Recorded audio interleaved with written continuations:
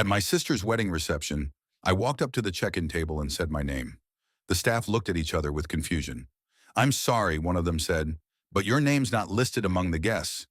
I froze, shocked, and glanced over at my mom, searching for some sort of explanation. She just gave me a smug little smile. "Did you really think you were invited? We don't let strangers in." I kept my face calm. "Then I'll play the part," I murmured, turning to walk away. But during the ceremony, something strange happened.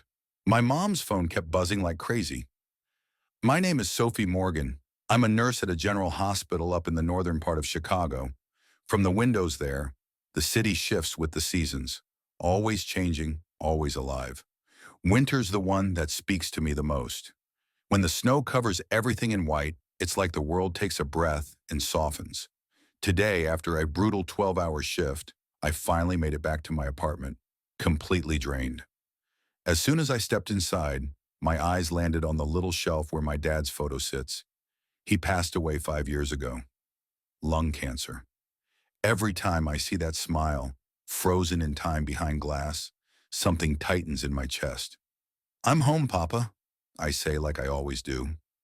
He doesn't answer, of course, but I swear I still feel him there, watching over me with those gentle eyes. When he got sick, I put everything on hold to take care of him full-time. Being a nurse gave me the tools to support him physically, but the emotional strength, that came from him. One of the last things he ever told me was, "You need to start valuing your own life more."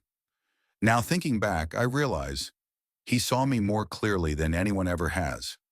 I opened the fridge, grabbed the leftovers from yesterday, and tossed them in the microwave.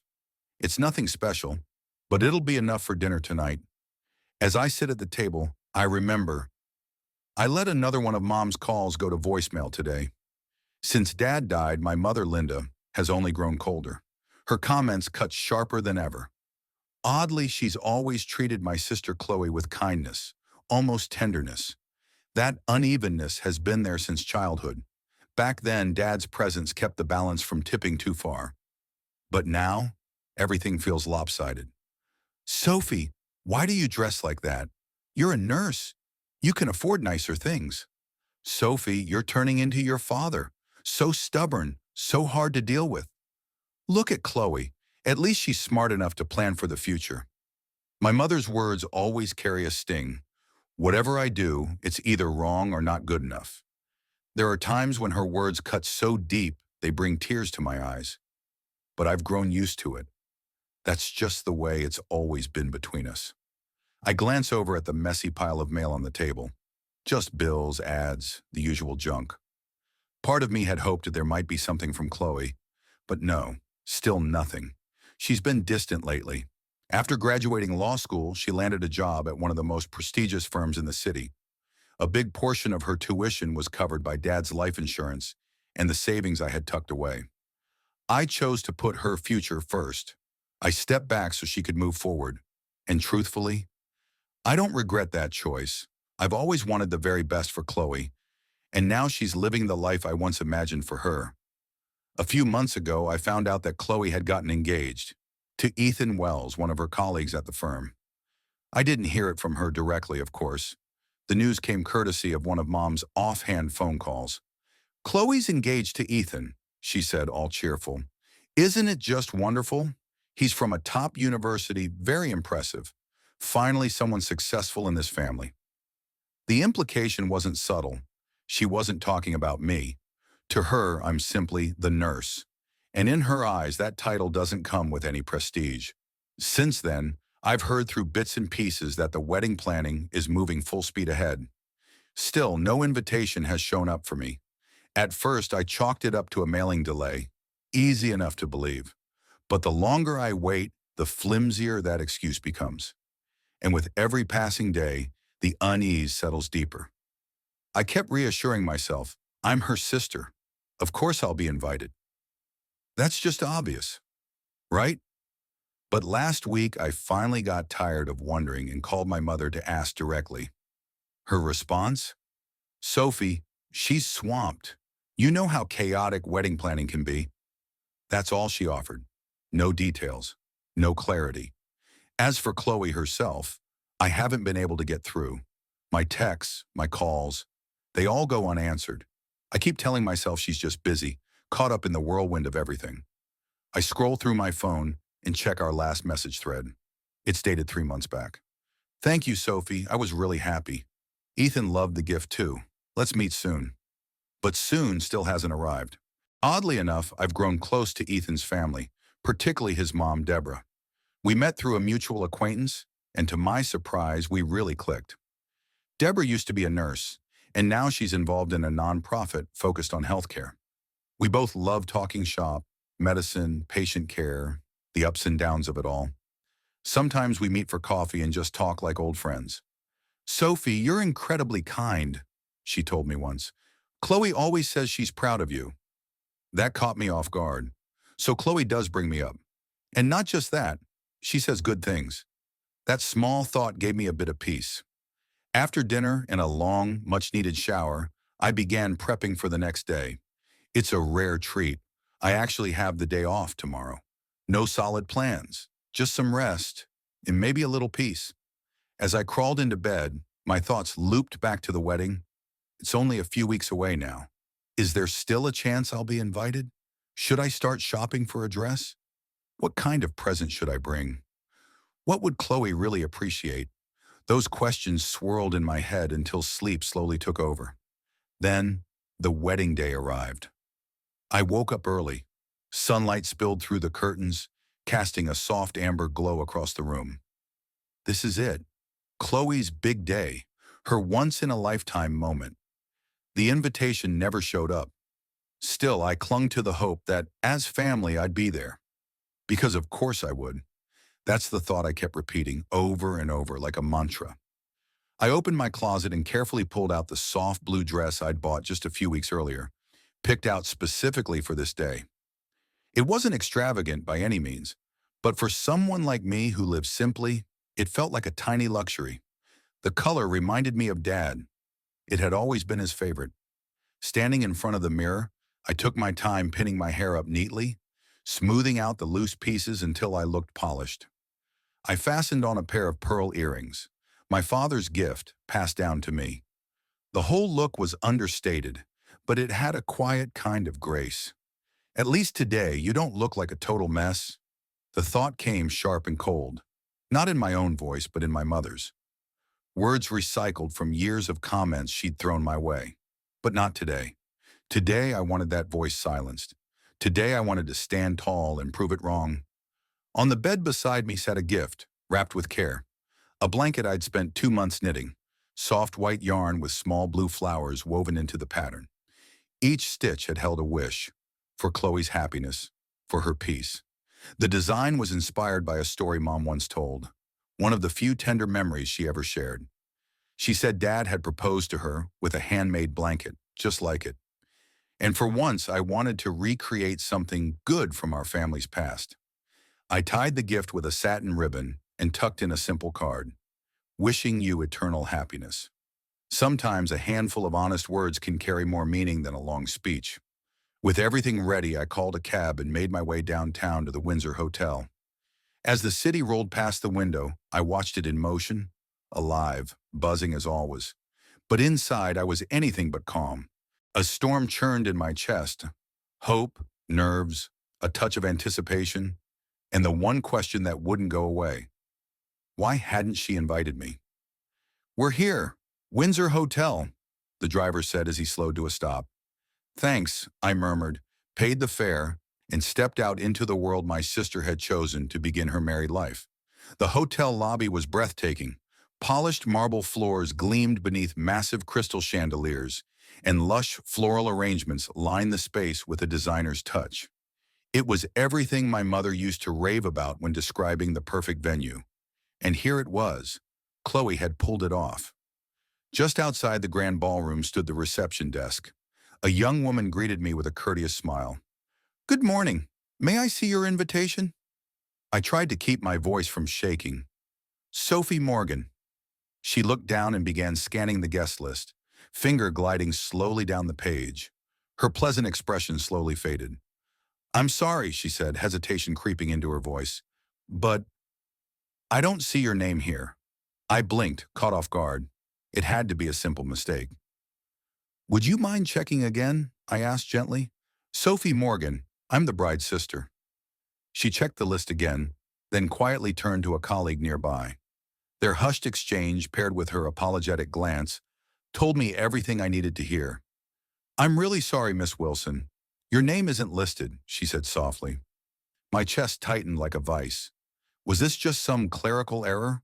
Or had I been deliberately left out, something I hadn't dared to believe until that moment? Is Linda Bennett, my mother, already inside? I asked, trying to keep my voice steady. She nodded with a gentle expression. Yes, Mrs. Wilson is already in the venue. Still holding the gift I'd brought for Chloe, I was allowed to walk in quietly. The hall was already buzzing, filled with guests, laughter ringing out, champagne flutes catching the light. I scanned the sea of faces, looking for the one I knew best. And there she was, my mother, smiling, laughing, sipping champagne like she didn't have a care in the world. She looked stunning, effortlessly polished, completely at ease, as if her life was perfect. I made my way toward her slowly, each step thudding in time with my racing heartbeat. She saw me, and for the briefest moment, her expression faltered. But then, with expert poise, she smiled again and politely wrapped up her conversation. I leaned in and spoke quietly, just for her. They said my name wasn't on the list. Is that true? Her eyes traveled down my outfit, then back up. A cold smile crept onto her face. That old familiar look of quiet disapproval flickered in her gaze. There's no mistake, she said, her tone sharp and deliberate. Did you really believe you were invited? We don't include outsiders. Her words hit harder than I expected. I thought I'd prepared myself for anything, but not this. Not this cold, final blow. Even with all our baggage, I never imagined she'd shut me out completely, especially not today. What about Chloe? I asked, my voice shaking despite my effort to stay calm. Does she not want me here either? Chloe's moving on, she said, her voice like ice. She doesn't need failure trailing behind her. Each word stung, sharp, deliberate, meant to wound. Then across the room, I caught another face watching. Deborah Wells, Ethan's mother. Her expression shifted, surprise, then concern. She had clearly heard everything. I took a slow breath and forced the storm inside me to settle. No tears, not here, not in front of her. I wouldn't give her the satisfaction. I understand, I said, my voice low but steady. If that's how it is, then I'll live as the outsider you see me as. I walked over to a nearby table, set Chloe's gift down gently, and spoke to the woman behind it. This is for Chloe, I said. Could you please make sure she gets it? That is, if it's not too much trouble. As I turned to leave, a hand reached out and touched my arm. Deborah. Sophie, wait, she said, worry etched into every word. What's going on? Chloe told me she wanted you here. She literally mentioned you last week. I froze. Her words hit like a wave. Suddenly, I didn't know what to believe. Deborah's warmth and honesty clashed painfully with my mother's rejection. Two completely different realities. Which one was real? Before I could respond, Linda's voice cut in, sharp, commanding. This is a family matter, Deborah. Please stay out of it. I lifted a hand, gently stopping Deborah before she could argue. It's okay, I said softly. Today belongs to Chloe. I don't want to make a scene. Deborah looked like she had more to say, but I offered a small, grateful smile, gave her hand a gentle squeeze, and whispered, Thank you. Then I turned and walked away. Outside, the sky was clear and impossibly blue, but inside me everything was chaos. I waved down a cab. Take me home, I whispered. The driver glanced at me in the rearview mirror. He saw the tears I was holding back, and without a word nodded and drove. Back inside the hotel, the ceremony was just about to begin. Music flowed through the hall as guests took their seats. Excitement buzzed softly in the air. Then, Linda's phone started ringing. She ignored it, hoping it would stop, but it didn't. The vibration was relentless. Forcing a pleasant smile, she stepped away and answered the call. Where's Sophie? Came Chloe's voice. Bright, expectant. I told you I wanted to see her before the ceremony. For a moment, Linda said nothing. The silence was heavy. Then finally she replied, her voice distant and strange. She didn't come. What? But Deborah said she saw her. She was at the hotel. Linda turned, and there across the room was Deborah. She stood beside Chloe now, her face serious, her gestures emphatic. There was no hiding it. She was telling her everything. By the time Linda returned to the ceremony, it had already begun. Chloe, dressed in stunning white, was making her way down the aisle. But something was off. Her expression, so carefully composed, had cracked. She looked uneasy, troubled. The priest's voice echoed through the room, but Chloe wasn't hearing it. Suddenly she turned, her eyes searching the crowd. "Where's Sophie?" she asked, loud enough for everyone to hear. And just like that, the entire room fell silent. Her voice trembled with urgency, confusion. And despite the flawless makeup, the perfect dress, the tears in her eyes told the truth. Ethan stood frozen at the altar, confusion etched across his face. "Kate, what's going on?" he asked softly. "Let's just keep going." But Chloe shook her head. "No," she said, her voice firm. "Sophie's not here. My sister isn't here." A hush fell over the room before whispers rippled through the crowd like wind through grass. The priest glanced around, clearly uncertain how to proceed. Then Deborah rose to her feet. Her expression was solemn, her posture resolute. "Chloe," she began carefully, each word deliberate. "Sophie was here." She paused, casting a meaningful look toward Linda before continuing. "But she left." "What do you mean?" Chloe's voice cracked as she turned sharply. Deborah took a breath. "She was told her name wasn't on the list. She was turned away." The color drained from Chloe's face. Her eyes locked onto her mother. Her voice trembled. "Mom, what does that even mean? Sophie's my sister. Why wasn't she on the guest list?" Linda shifted under the weight of 100 watching eyes. She pulled her shoulders in and spoke in a low voice. "Chloe, this is your big day. I didn't want her stealing attention, like she always does. It would have turned into a spectacle." Anger sparked in Chloe's eyes. "That's not true," she said, her voice rising. "Sophie's never tried to outshine me. She's always been my biggest supporter." Linda rolled her eyes. "You just don't see her like I do. I was only trying to protect you." Murmurs spread through the guests. Faces shifted with discomfort.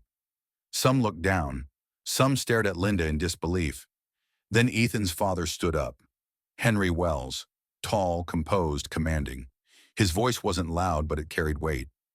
"Can someone please explain what exactly is happening here?" he asked, eyes locked on Linda. "This day was meant to bring two families together.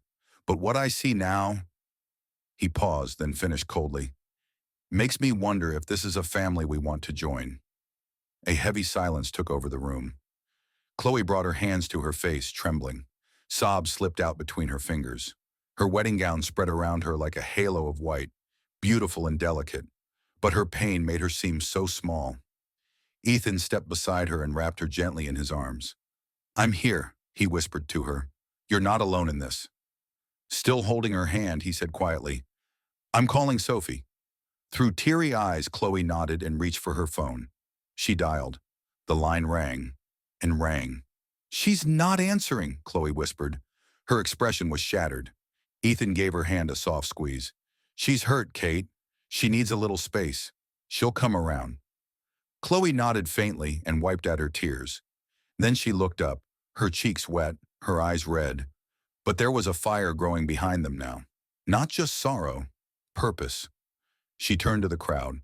Her voice was shaky at first, but she pushed through. "I'm truly sorry that today has taken this turn," she began. Her words wavered, but slowly, her voice gained strength. "There's something I didn't fully understand until this moment." She looked briefly at her mother before returning her gaze to the audience. "For months now, my mom has been keeping Sophie away. She made me believe that everything I achieved I did on my own. But the truth is, none of it would have happened without Sophie." Still holding Ethan's hand, Chloe continued. "She helped pay for my law school. She put her nursing career on hold to take care of our dad and to support me. When I had my first job interview, she bought me a suit, and she stayed up with me, night after night, helping me practice." The room had gone completely quiet. Faces softened. Some guests blinked back tears. Linda lowered her head, her face flushed with guilt. Chloe glanced down and gently lifted the edge of her gown. This dress, I wanted Sophie's opinion before choosing it, but Mom said she was too busy. Her voice cracked again. More tears slipped down. Deborah stepped forward and placed a comforting hand on Chloe's shoulder. Sophie is extraordinary, she said softly. She always spoke of you with so much love. Every time we talked, she'd ask, "How's Chloe doing? Is the wedding coming along?" Chloe let out a sob she'd been holding in. "I've been such a terrible sister," she whispered. "I took everything she did for me for granted." Then Ethan stepped forward. Clearly moved, he turned to the crowd. "I'm sorry, everyone," he said, his voice calm but resolute, "but we've decided to postpone the wedding." Gasps and murmurs followed, some shocked, others nodding with quiet respect. Ethan stood tall. "A wedding is meant to be about love and family, and right now, without Sophie, this doesn't feel whole." Chloe turned to him, gratitude radiating from her tear-streaked face. She squeezed his hand and whispered, "Thank you." Henry Wells stepped forward, his presence commanding, though still measured with respect. "Ladies and gentlemen," he began, addressing the guests calmly, "I know many of you traveled long distances to be here, and we're truly grateful. But given everything that's unfolded, this decision wasn't made lightly. It was made together." Then his gaze shifted to Linda, and the warmth in his expression vanished. "I can't respect someone who chooses to cast aside their own child," he said, voice firm. "How could you do something so deliberately cruel?" Linda stood frozen in place. Her face had turned ghostly pale, and her hands trembled at her sides. In that moment, the perfect image she'd spent years maintaining began to collapse. Chloe lifted the edge of her gown with one hand, her phone clutched tightly in the other. "I need to find Sophie," she said, urgency in her voice.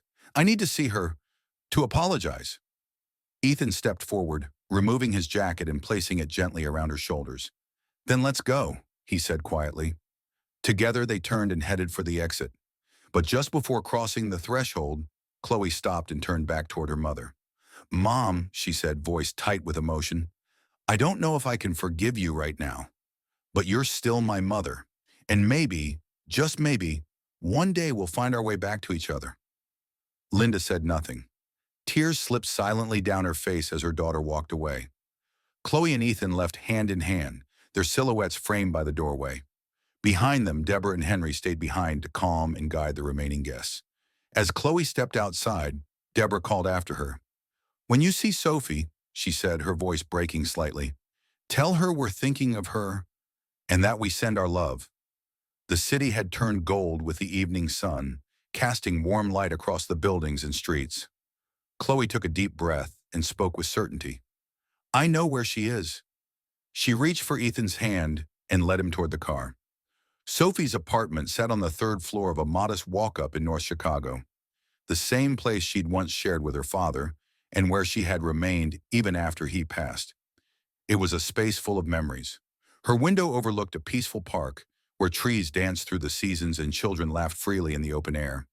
Still dressed in her soft blue gown, Sophie sat silently by the window, her phone buzzing endlessly beside her, unanswered.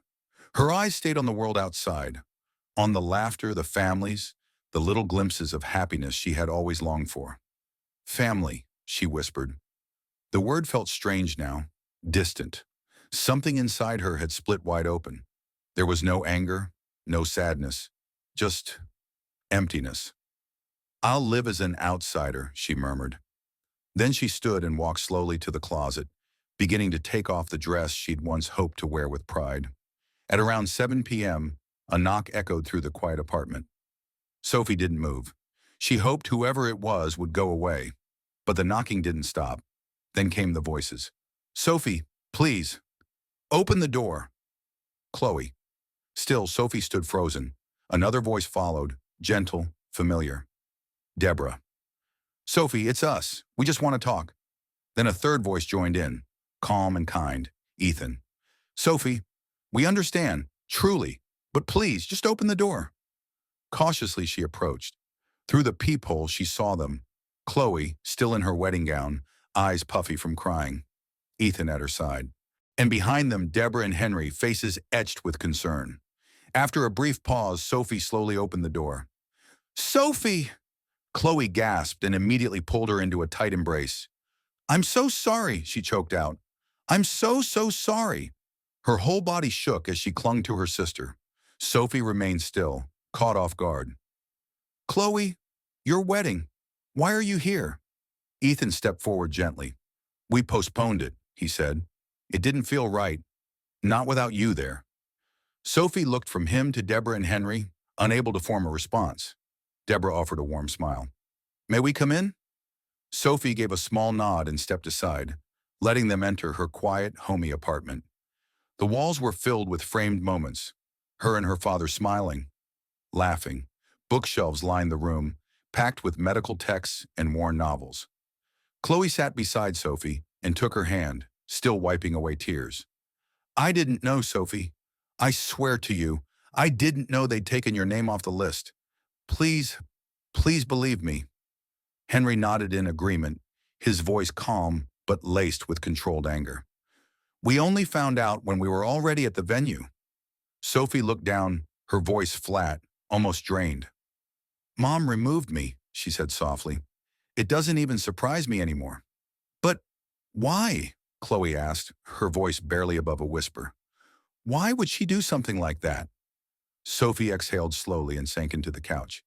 She's always loved you more. I was just an inconvenience, an extra. Something in the way. That's not true, Chloe said, her voice rising with a mix of shock and pain. But there's more, and it's even worse. Her hands trembled as she pulled out her phone, quickly scrolling through her messages. Deborah told me something. Mom's been lying to me for years, she said softly. Lying? Sophie echoed, confused. Look at this. Chloe handed her the phone. On the screen were old messages from Linda, some dating back 2 years. Sophie says she can't make it to your graduation. She's too busy. Don't worry, we'll celebrate just us. Sophie's eyes widened. That's not true. I asked for that day off. I was told you didn't want me there. Chloe swiped to another. Nothing from Sophie for your birthday again.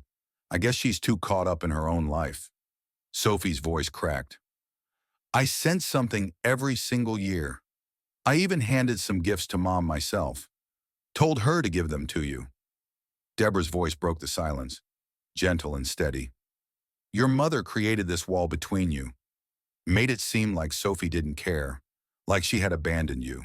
She intercepted letters, hid gifts. It wasn't a mistake. It was intentional. I should have seen it, Chloe whispered, the guilt thick in her voice. I should have questioned it all, but I just trusted her. She reached for Sophie's hands, gripping them tightly.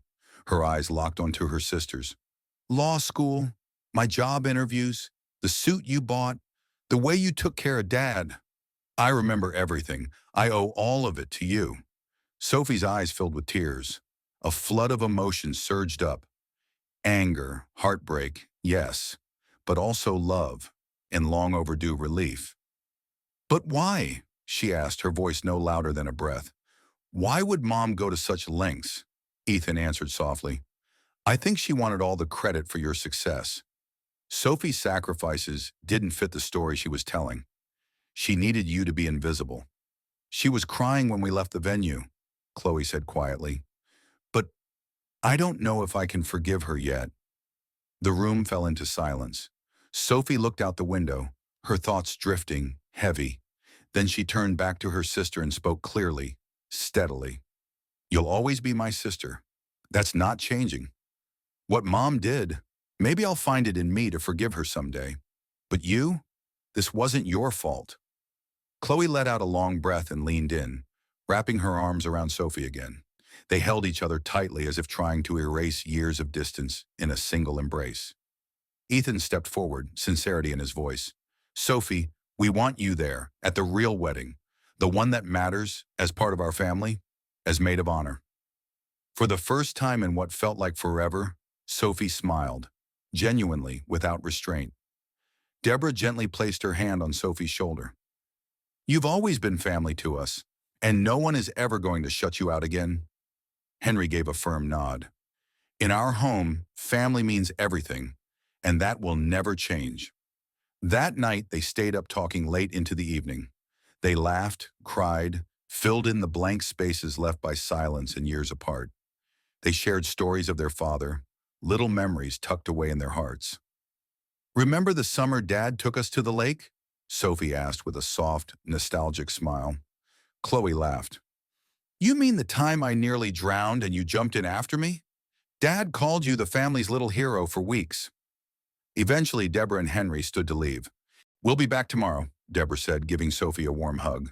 As Chloe and Ethan moved to follow, Sophie stopped them. "Why don't you stay here tonight? I've got the sofa bed ready." They exchanged a glance, smiled, and nodded. "Yes, we'd like that."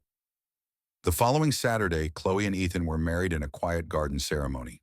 No glitz, no spectacle, just the people who mattered most.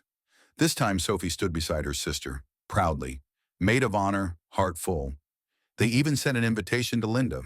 Sophie had hesitated, but in the end she said, "She's still our mother. We don't have to lock the door behind us." Deborah squeezed her hand and smiled. "That kind of grace, it's your strongest gift." The day before the ceremony, Linda appeared at Sophie's apartment. She looked worn down, drawn, tired, smaller somehow. "Sophie," she said, voice barely audible, "I'm here to say I'm sorry. I know I don't deserve forgiveness, but I had to say it." Sophie knew Deborah and Henry had urged her to come, afraid she'd lose her place in her son's life too. But still, it was the first apology that had ever left her mother's lips. "It's going to take time," Sophie replied, her tone honest but gentle. "But tomorrow is Chloe's day. Let's have peace, for her." Linda gave a small nod, saying nothing. On the morning of the rescheduled wedding, as the final touches came together, Sophie opened a small velvet box. Inside was a delicate sapphire necklace, its color catching the light with a soft gleam. "Chloe, this is for you," she said, voice thick with emotion. "It belonged to Dad. He always said, one day, you should wear it." Chloe's throat tightened. She reached forward and pulled Sophie into a trembling hug. "Dad would be so proud," Sophie whispered against her shoulder. The ceremony unfolded in a spirit of healing, quiet, sincere, filled with love. Linda sat off to the side, silent, watching. Maybe for the first time in years, she truly saw her daughters as they were, united. At one point, Sophie knelt to adjust the hem of Chloe's dress. Their eyes met, and they both smiled. "I'm so glad you're here," Chloe whispered. "I'm not going anywhere," Sophie replied. "I promise." Winter, 1 year later. Chicago lay still beneath a heavy blanket of snow. Sophie returned home from a long night shift at the hospital, her steps slow but steady. When she opened the door, warmth welcomed her, soft lights from the Christmas tree, the scent of cinnamon from a candle flickering near the window. Life had shifted. What had once been cracks between her and Chloe had turned into something solid. Weekly lunches had become a cherished ritual. Sometimes they caught up over hospital cafeteria trays. Other days they met at their favorite cafe downtown. Wherever they sat, they talked. Hours would pass, stories flowing between them like they'd never stopped. "Remember that doll you wanted when you were 5?" Sophie asked over lunch just a week ago. Chloe's eyes sparkled. "Of course! I waited at the front door for Dad because you told me Santa was too busy. He asked Dad to deliver it himself." Sophie had smiled quietly, keeping the truth to herself. She'd saved from her after-school job to buy that doll. Snuck out to the store. Never told anyone, not even Dad. Her sister's happiness had been worth it. That smile, worth everything. On the table that day had also been a card. "Merry Christmas. Please spend it with us at our home this year." In Chloe's familiar handwriting, a little note was added. "I have something to tell you, something very special." Sophie had smiled when she read it. Chloe hadn't made any big announcement yet, but Sophie already knew. She'd noticed the subtle changes. Chloe's soft glow, the way her hand lingered over her belly during conversations. She'd been a nurse long enough to read the signs, and a sister long enough to feel it in her bones. As for Linda, their relationship remained complicated. Since the wedding, she'd become distant. She lived alone now, her social life unraveling after the truth came out. Once surrounded by admirers, she now found herself isolated, the consequences of her choices slowly catching up. Chloe gave occasional updates. "Mom's trying," she said once. "It's hard for her, too." Linda had reached out a few times. Polite calls, awkward messages. But her words still came wrapped in pride, her apologies veiled, never fully formed. That night, Sophie took a long shower, wrapped herself in a blanket, and sat by the window with a warm mug of tea. Outside, snowflakes drifted gently down, blanketing the city in hushed white. Tomorrow was Christmas Eve. She had a short shift in the morning, then dinner at Chloe and Ethan's. Her eyes drifted to the photo of her father on the shelf. "Merry Christmas, Papa," she whispered. "This year feels different. Better." Then, a knock at the door. She glanced at the clock. 10 p.m. She wasn't expecting anyone. Sophie walked slowly to the door, peered through the peephole, and froze. Linda stood outside. Her coat was dusted with snow, a small bag in her hands. Her expression was uncertain, nervous, vulnerable in a way Sophie had never seen before. Sophie hesitated, then unlocked the door. "Sophie," Linda said, barely above a whisper. Her voice was unsteady. "Do you have a minute to talk?" Sophie studied her for a beat, then stepped aside. "Come in. You must be freezing." Linda entered quietly, brushing the snow from her coat. The woman who once carried herself with perfect poise now looked older, worn down, fragile. Sophie took her coat and motioned toward the living room. "Would you like some tea?" "Yes," Linda replied softly. "Thank you." They drank their tea in silence for a while. Outside, the snow kept falling, soft and steady, casting a pale shimmer across the window panes. Linda opened her mouth more than once, but no words came out. Finally, she drew in a shaky breath and broke the quiet. "Sophie, I was a terrible mother." Her voice cracked with the weight of her confession. "I'm so sorry for the pain I caused you." Tears gathered in her eyes. "For years, I convinced myself I was doing the right thing," she said. "I found excuses, blamed other people, pushed the truth away." Sophie sat still, letting her speak, offering only the space to be heard. "You always gave so much," Linda continued, voice trembling. "You took care of your father, helped Chloe through school. You held this family together in ways I never could." She paused, struggling to steady herself. "But I didn't want to face that. Admitting it meant admitting I failed, and I was terrified of that." She gently placed the small bag she'd brought on the table. "This isn't a gift," she said, almost in a whisper. "It's something that should have been yours all along." Sophie reached for the bag and slowly opened it. Inside was a slim jewelry box. When she lifted the lid, her breath caught. A pair of delicate diamond earrings sparkled softly, heirlooms from their maternal grandmother. After their father passed, Linda had claimed they'd been lost. "These belong to you," Linda said quietly, unable to meet her daughter's gaze. "I kept them from you, and for that, I'm truly sorry." A long silence settled between them. Then Sophie finally spoke, her voice calm but unmistakably firm. "Forgiveness doesn't come easy," she said. "I've carried the weight of your words, your choices, for a long time." She paused, breathing in slowly. "But maybe we can start rebuilding. Not all at once, just one step at a time." A flicker of something, something like hope, lit up in Linda's tired eyes. "There's Christmas dinner tomorrow," Sophie said. "It's at Chloe and Ethan's. Would you like to come?" Linda blinked, clearly taken aback. You're inviting me?" Sophie gave a small smile. "We're still family." Then with a playful glance, she added, "And Chloe has something she wants to tell you." The next evening, Chloe and Ethan's home radiated warmth and joy. Twinkling lights danced across the walls, the scent of cinnamon and pine filled the air, and soft music played as laughter echoed from the kitchen. Deborah and Henry had arrived early, cheerfully sneaking spoonfuls from dishes and sharing stories as they prepped. When Sophie stepped through the door, Chloe rushed out, arms open wide. "Sophie, you made it!" "Of course," Sophie said, laughing as they hugged. Then she added softly, "Mom's coming too." Chloe blinked in surprise, then smiled. "Really? That's That's amazing. She turned toward the kitchen. Ethan, add another plate to the table. A few minutes later, Linda arrived. She carried a few small wrapped gifts and wore an uncertain expression. Nervous, almost shy. She offered quiet greetings, clearly uneasy in front of Deborah and Henry. But Deborah, ever gracious, handed her a warm mug of tea. We all make mistakes, she said gently. What matters is choosing to face them and do better. Just before dinner, Chloe and Ethan gathered everyone in the living room. Everyone, Ethan said, grinning. We have something special to share. Chloe took his hand and added, her voice glowing, we're having a baby. Cheers and gasps of joy filled the room. In 5 months, Ethan said proudly, we'll become parents. Chloe turned to Sophie, her eyes bright with tears. And Sophie, I want you to be this child's godparent. She stepped closer, holding her sister's hand.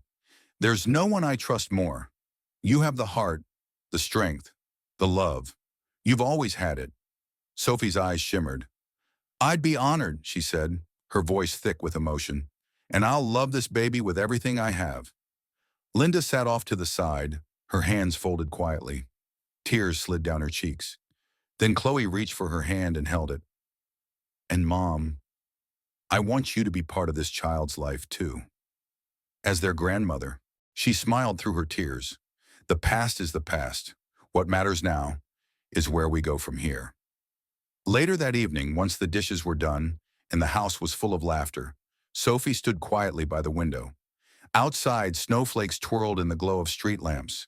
Soft, steady, beautiful. Linda approached and stood beside her. For a moment, neither spoke. Then in a voice barely above a whisper, Linda said, "What a beautiful family." She paused, then added, "It's because of you, Sophie. Your kindness, your patience. You're the reason we're all here tonight, the reason we found our way back." Sophie turned slightly and smiled, gentle, humble.